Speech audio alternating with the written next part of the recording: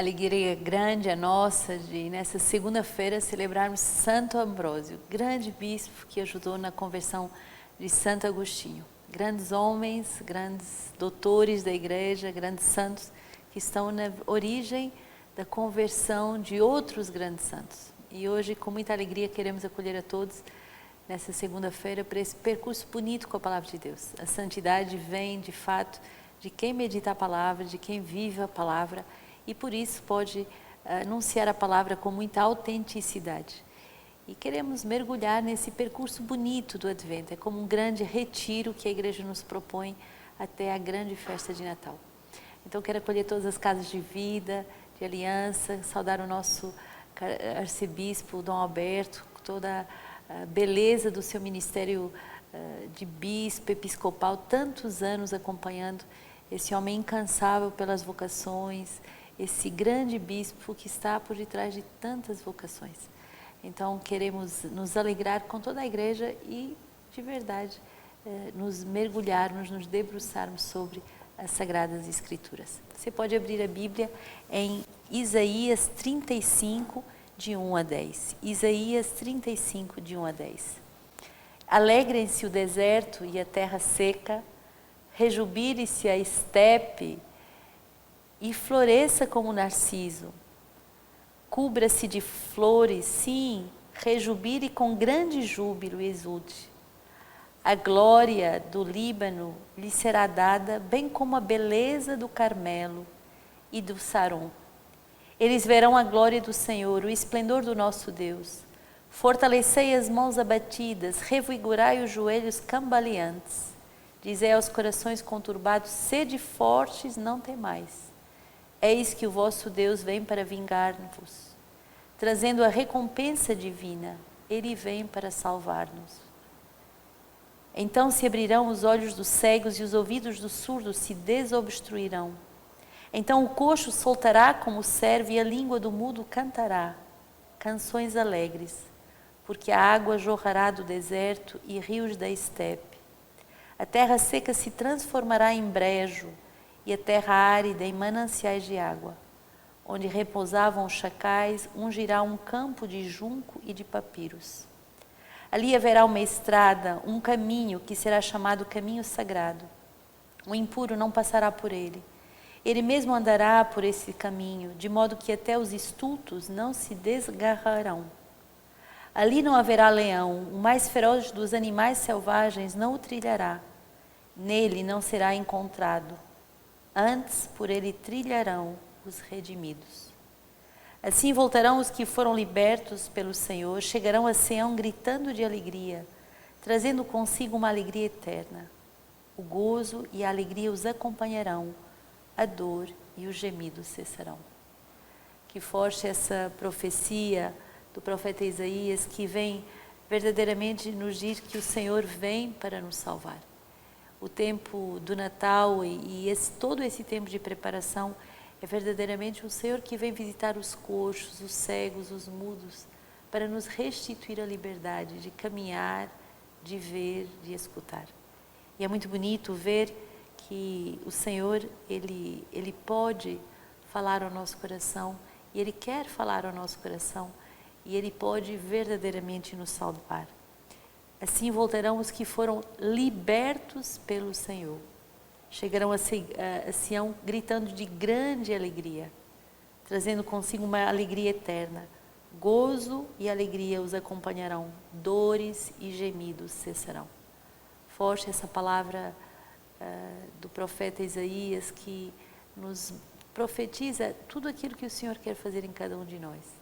Ele quer vir visitar os sofrimentos mais profundos, os sofrimentos mais doloridos. Ele quer verdadeiramente vir ao nosso coração para nos libertar. E o Salmo 84, 85 vai cantar justamente isso que o Senhor quer vir fazer. A partir do versículo 9. Vou ouvir o que o Senhor diz, porque Ele fala de paz ao seu povo e seus fiéis, para que não voltem à insensatez. Sua salvação está próxima dos que o temem, e a glória habitará em nossa terra. Amor e verdade se encontrarão, justiça e paz se abraçarão. Da terra germinará a verdade e a justiça se inclinará do céu. O próprio Deus dará a felicidade e a nossa terra dará o seu fruto. A justiça caminhará à sua frente e com os seus passos traçará um caminho. Tão bonito esse salmo que nos diz o quanto a verdade e a justiça vão se encontrar. E olha que bonito, germina a verdade da terra e a justiça se inclina do céu. É como um casamento entre céu e terra que acontece nesse tempo. O próprio Deus nos dará a felicidade, o próprio Deus nos dará a fecundidade. E olha que bonito, com os seus passos, Ele nos indica o caminho a seguir.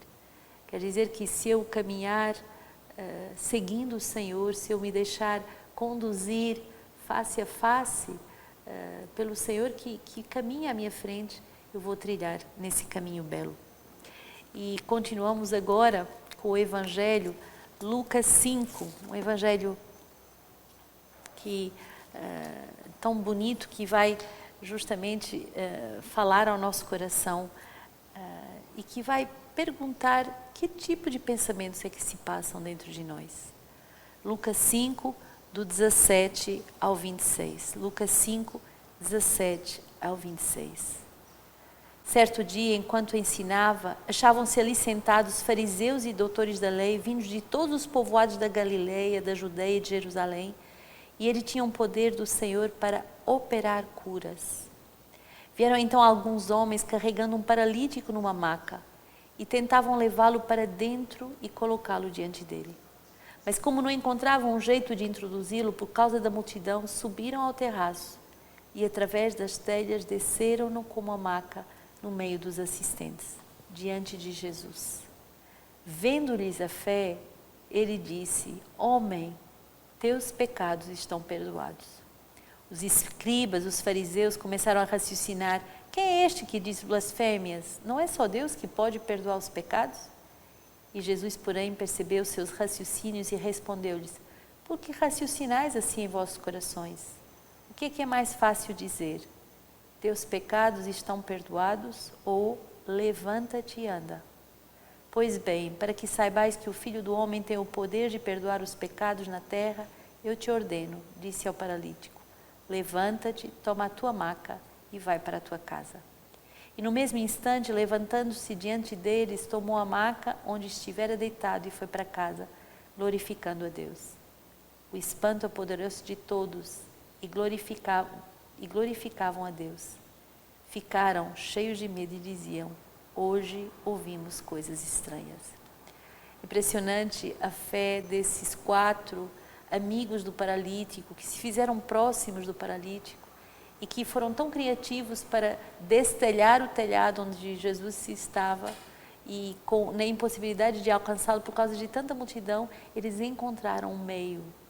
Anota bem, o amor é criativo para salvar o outro.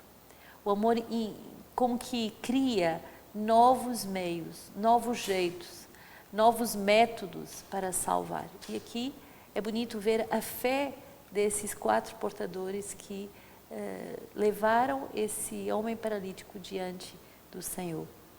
E Jesus vai transpassar o coração daqueles que estavam à volta e, sobretudo, os raciocínios complicados daqueles que se perguntavam com que autoridade esse homem perdoa os pecados. E, na verdade, a cura física que Jesus concedeu a esse homem paralítico é para autentificar uma cura bem mais profunda, que é a salvação, que é o perdão de todos os pecados. Então, nesse tempo de Natal, nós que somos paralisados em tantas áreas da nossa vida, peçamos a Deus que Ele venha operar esse milagre da salvação, da cura. E não deixe para a última hora se confessar. Durante todo esse tempo do Advento, você sabe que a Igreja nos exorta pelo menos a nos confessar para as 2 grandes festas, Natal e Páscoa, mas não deixe para a última hora, mas permita que o Senhor de verdade venha salvá-lo como Ele fez com esse paralítico. E Santo Ambrósio, esse grande bispo, doutor da Igreja, olha que bonito o que ele nos diz hoje. Que o encanto das tuas palavras, Senhor, inspire confiança ao povo. Recebestes o mundo sacerdotal e, sentado à popa da igreja, governas a barca em meio a ondas. Segura bem o leme da fé, para que as fortes porcelas do mundo não te perturbem. O mar é, na verdade, grande e vasto, mas não temas. Ele a tornou firme sobre os mares e sobre as águas e a mantém inabalável. Por isso não é sem razão que entre tantas agitações do mundo e a igreja do Senhor, edificada sobre a pedra apostólica, permanece firme e contra o ímpeto das águas te apoia sobre inabalável fundamento. É batida pelas ondas, mas não abalada. E embora muitas vezes os elementos desse mundo a sacudam com grande fragor, ela oferece aos navegantes cansados o mais seguro porto de salvação. Ela flutua no mar, mas corre veloz pelos rios. Sobretudo aqueles rios dos quais se diz, levantaram os rios a sua voz. São os rios que brotam do coração daqueles que beberam da água de Cristo e receberam o Espírito de Deus. Quando transbordaram de graça espiritual, esses rios levantaram a sua voz. Há também o rio que corre para os seus santos como uma torrente.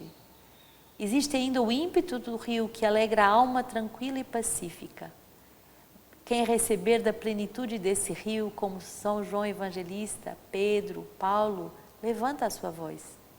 E é do mesmo modo que os apóstolos difundiram até os confins da terra, num canto harmonioso, a voz da pregação evangélica, assim que o receber da plenitude desse rio começa a anunciar o Evangelho de Senhor Jesus.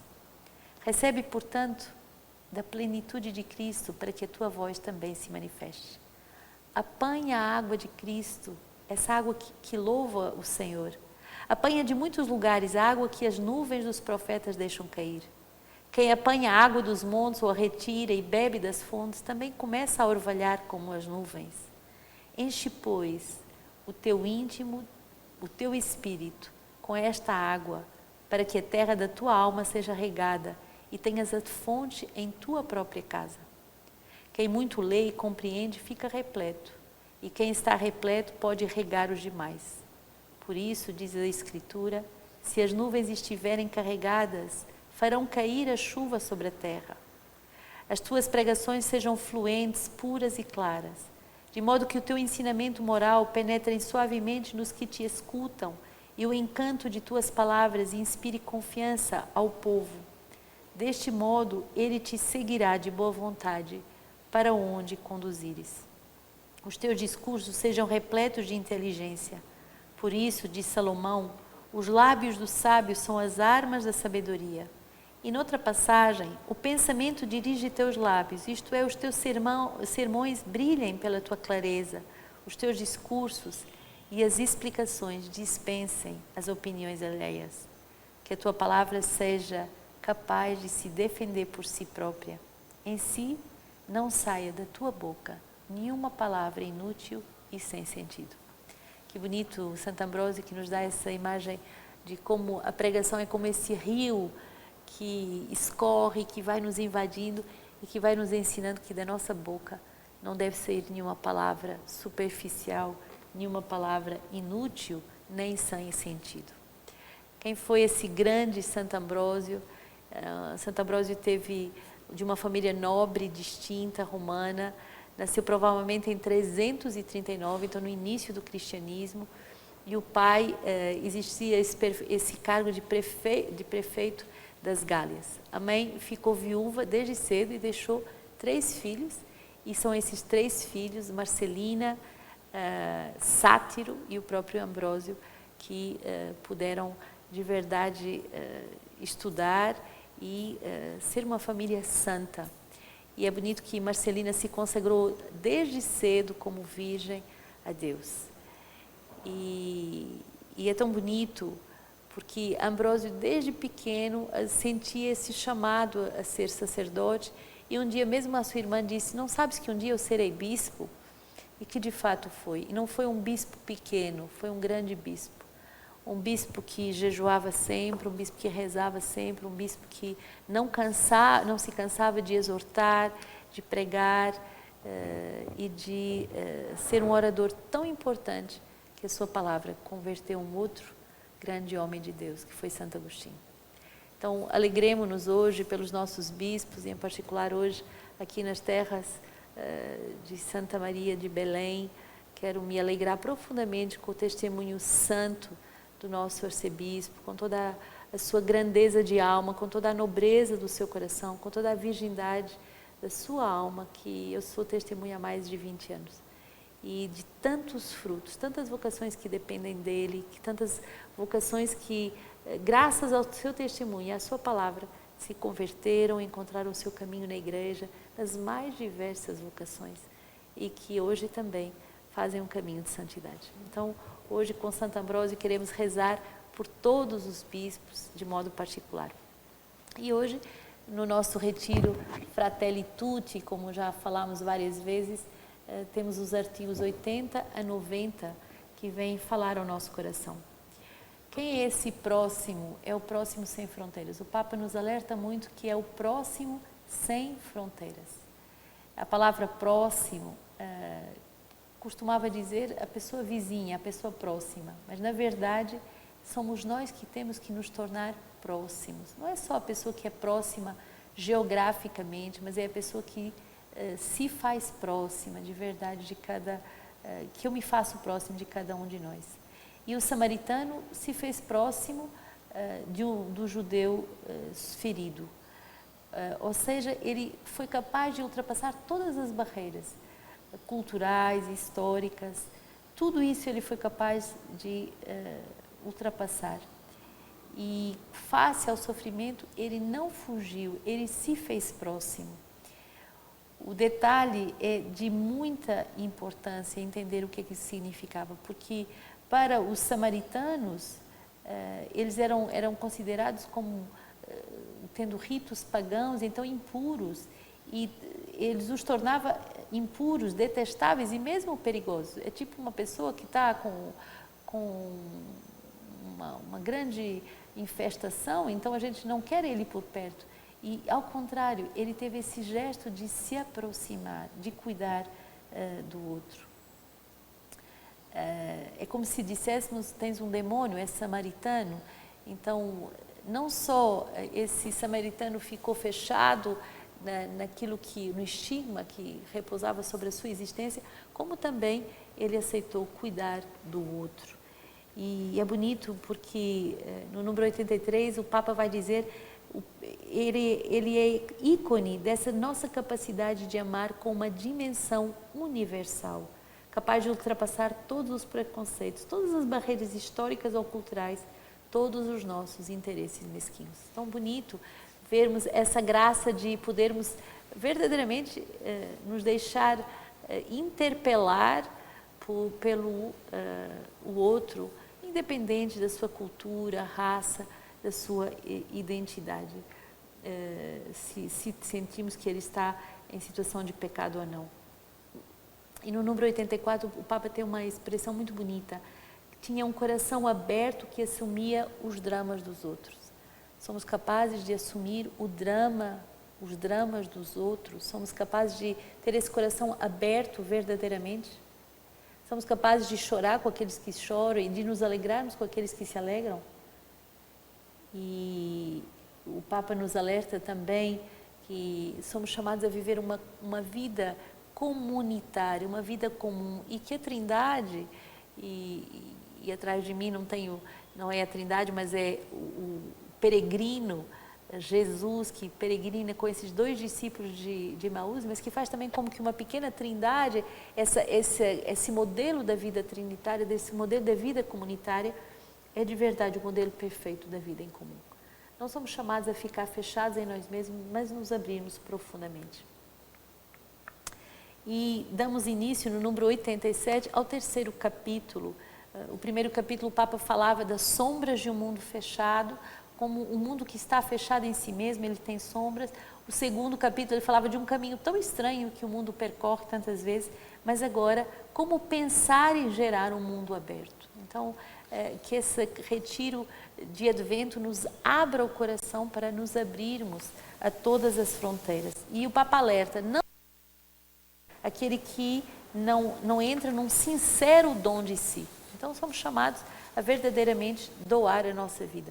Gosto muito daquela frase de Santa Teresinha do Menino Jesus que diz: amar é tudo dar e se dar a si mesmo. Então não se trata só de amar e de dizer que amo com sentimentos bonitos, mas de ser capaz de dar a sua vida e de se doar inteiramente por aquela pessoa que eu amo. Ninguém pode experimentar o valor da vida sem rostos concretos a quem amar. Que forte essa palavra do Santo Padre. Se você não tem pessoas que você dá a vida, que você ama, que por quem você luta, você não pode dizer que você de verdade ama. E o Papa nos alerta dizendo: a vida subsiste onde há vínculos de comunhão, fraternidade, e onde a vida é mais forte do que a morte, onde quando se constrói verdadeiras relações e vínculos de fidelidade. Uma vida tão efêmera como a do nosso mundo, hoje só é possível se aprendermos a amar e criarmos relações de fidelidade. Não posso reduzir a minha vida a uma relação de pequeno grupo. Cuidado que grupinhos, ou mesmo um pequeno círculo da minha família, dos meus pequenos amigos, não é suficiente para aprender a amar. O homem deve se abrir às dimensões do mundo, o homem deve estar de verdade numa vida aberta que sai de todos os egoísmos e de toda a autoproteção. Muito forte isso que o Santo Padre nos alerta. E deveríamos ser capazes de entrar nesse encontro com a humanidade. Que bonito que o Senhor nesse tempo do Advento alargue o nosso coração com o desejo de entrar nesse encontro com a humanidade. Quando o nosso arcebispo nos deu o seu lema episcopal, Pro Mundi Vita, é isso que ele nos dá, esse amor de amar o mundo inteiro, amar a humanidade inteira, estar abertos ao amor ao mundo, para que o mundo tenha a vida e tenha a vida em plenitude. Deveríamos ser acompanhados por essa capacidade de se transcender a si mesmo numa abertura aos outros. Então, tempo de Advento não é tempo de fechamento, não é tempo, mesmo se temos que respeitar todas as normas nessa pandemia, não nos fechemos em nós mesmos, mas ao contrário, usamos esse tempo de escuta, de jejum, de oração, de intercessão, de mais adoração, para cuidarmos melhor daqueles que nos rodeiam. Um santo dia e me confio também a vossas orações. Que Deus abençoe, Ele que é Pai, Filho e Espírito Santo.